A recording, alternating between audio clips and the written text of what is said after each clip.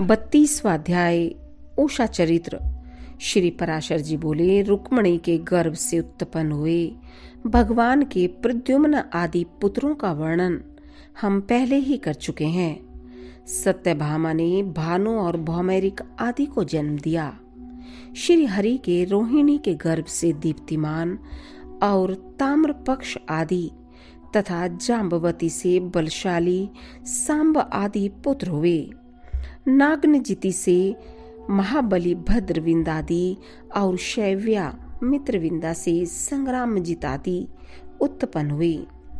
माद्री से वक्रादि, लक्ष्मणा से गात्रवान आदि तथा कालिंदी से श्रुतादि पुत्रों का जन्म हुआ।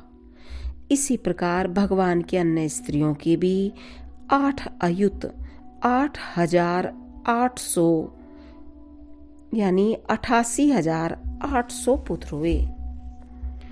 इन सब पुत्रों में रुक्मणी नंदन प्रद्युम्न सबसे बड़े थे।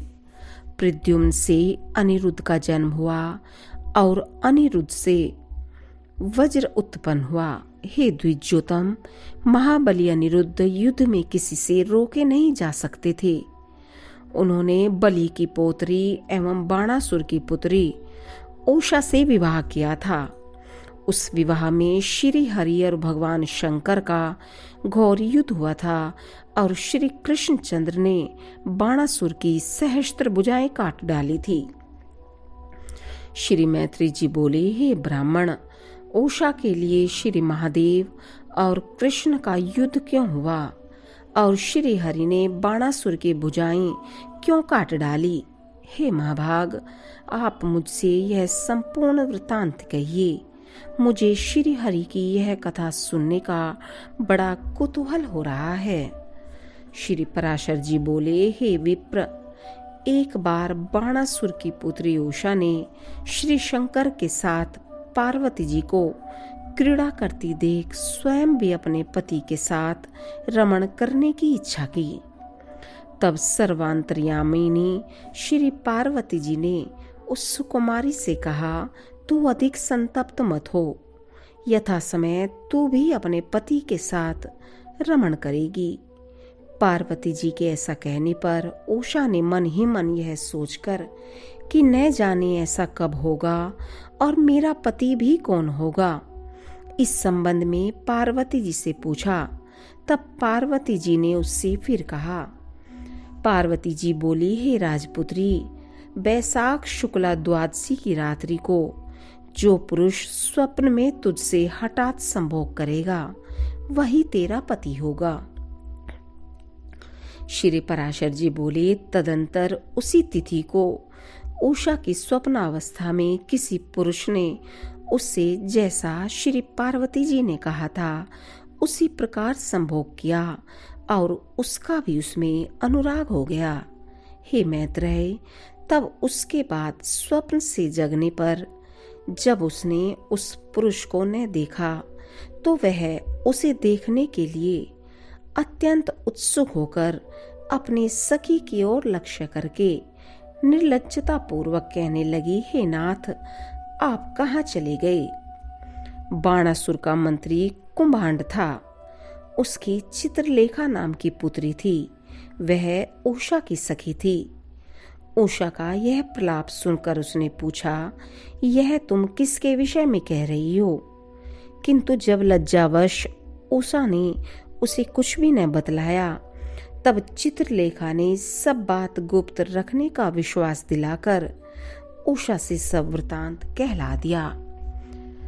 चित्रलेखा के सब बात जान लेने पर उषा ने जो कुछ श्री पार्वती जी ने कहा था वह भी उसे सुना दिया और कहा कि अब जिस प्रकार उसका पुनः समागम हो वही उपाय करो। चित्रलेखा ने कहा, हे प्रिय, तुमने जिस पुरुष को देखा है उसे तो जानना भी बहुत कठिन है, फिर उसे बतलाना या पाना कैसे हो सकता है? तथापि मैं तुम्हारा कुछ न कुछ उपकार तो करूंगी ही। तुम 7 या 8 दिन तक मेरी प्रतीक्षा करना। ऐसा कहकर वह अपने घर के भीतर गई और उस पुरुष को ढूंढने का उपाय करने लगी। श्री पराशर जी बोले, तदंतर 7-8 दिन पश्चात लौटकर चित्रलेखा ने चित्रपट पर मुख्य मुख्य देवता, दैत्य, गंधर्व और मनुष्यों के चित्र लिखकर उषा को दिखलाए। तब उषा ने गंधर्व, नाग, देवता और दैत्य आदि को छोड़कर केवल मनुष्यों पर और उनमें भी विशेषतः अंधक और वृष्णिवंशी यादवों पर ही दृष्टि दी। हे द्विज, राम और कृष्ण के चित्र देखकर वह सुंदर भ्रकुटी वाली लज्जा से जड़वत हो गई तथा प्रद्युम्न को देखकर उसने लज्जावश अपनी दृष्टि हटा ली। तत्पश्चात प्रद्युम्न तनय प्रियतम अनुरुद्ध जी को देखते ही उस अत्यंत विलासिनी की लज्जा मानो कहीं चली गई। वह बोल उठी, वह यही है, वह यही है। उसके इस प्रकार कहने पर योगगामिनी चित्रलेखा ने उस बाणासुर की कन्या से कहा। चित्रलेखा बोली, देवी ने प्रसन्न होकर यह कृष्ण का पौत्र ही तेरा पति निश्चित किया है। इसका नाम अनिरुद्ध है और यह अपनी सुंदरता के लिए प्रसिद्ध है। यदि तुझको यह पति मिल गया तब तो तूने मानो सब कुछ पा लिया, किंतु कृष्णचंद्र द्वारा सुरक्षित द्वारिकापुरी में पहले प्रवेश ही करना कठिन है। तथापि हे सखी, किसी उपाय से मैं तेरे पति को लाऊंगी ही।